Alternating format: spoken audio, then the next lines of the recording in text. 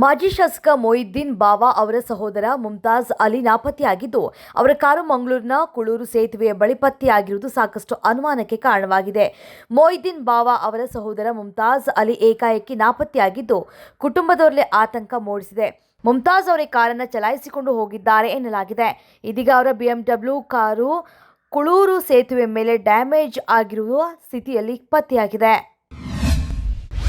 ಕನ್ಯಾಕುಮಾರಿಯಿಂದ ಕಾಶ್ಮೀರದವರೆಗೆ ರೈಲು ಸೇವೆ ಒದಗಿಸುವ ರೈಲ್ವೆ ಇಲಾಖೆಯ ಮಹತ್ವಾಕಾಂಕ್ಷಿ ಯೋಜನೆಯಾದ ಉಧಂಪುರ ಶ್ರೀನಗರ ಬಾರಾಮುಲ್ಲಾ ರೈಲು ಸುರಂಗ ಮಾರ್ಗ ನಿರ್ಮಾಣದ ಸಾರಥ್ಯವನ್ನು ಚಿಂಚೋಳಿ ತಾಲೂಕಿನ ಕುಗ್ರಾಮ ಬೆನೇಕೆಪಳ್ಳಿಯ ಸಿವಿಲ್ ಎಂಜಿನಿಯರ್ ಶರಣಪ್ಪ ಯಲಾಲ ವಹಿಸಿಕೊಂಡು ಯಶಸ್ಸಿನ ಹಾದಿಯಲ್ಲಿ ಮುನ್ನುಗ್ಗುತ್ತಿದ್ದಾರೆ.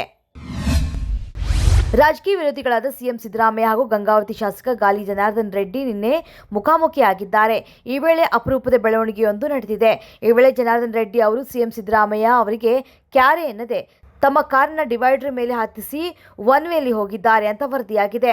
ನಿನ್ನೆ ರಾಯಚೂರು ಸೇರಿದಂತೆ ಹಲವೆಡೆ ವಿವಿಧ ಕಾರ್ಯಕ್ರಮಗಳಲ್ಲಿ ಸಿಎಂ ಸಿದ್ದರಾಮಯ್ಯ ಭಾಗವಹಿಸಿದ್ರು. ಇದನ್ನು ಮುಗಿಸಿ ಬೆಂಗಳೂರಿಗೆ ವಾಪಸ್ ಆಗುವಾಗ ಕೊಪ್ಪಳ ಮಾರ್ಗವಾಗಿ ಗಂಗಾವತಿಗೆ ಬಂದಾಗ ಈ ಘಟನೆ ನಡೆದಿದೆ ಎನ್ನಲಾಗಿದೆ. ಬೈರುತ್ನ ದಕ್ಷಿಣ ಉಪನಗರಗಳಲ್ಲಿ ಶನಿವಾರದ ಅಂತ್ಯದಿಂದ ಭಾನುವಾರದವರೆಗೆ ಸತತವಾಗಿ ಭಾರೀ ದಾಳಿಗಳು ಸಂಭವಿಸಿವೆ ಅಂತ ರಾಯ್ಟರ್ಸ್ ವರದಿ ಮಾಡಿದೆ. ನಗರದಾದ್ಯಂತ ಬೆಂಕಿ ಕಾಣಿಸಿಕೊಂಡಿದ್ದು, ಹಲವಾರು ಕಿಲೋಮೀಟರ್ಗಳ ದೂರದಿಂದ ಸುಮಾರು 30 ನಿಮಿಷಗಳ ಕಾಲ ಕೆಂಪು ಮತ್ತು ಬಿಳಿ ಬಣ್ಣದ ಬೆಳಕು ಕಾಣಿಸಿಕೊಂಡಿತ್ತು ಅಂತ ವರದಿಯಾಗಿದೆ.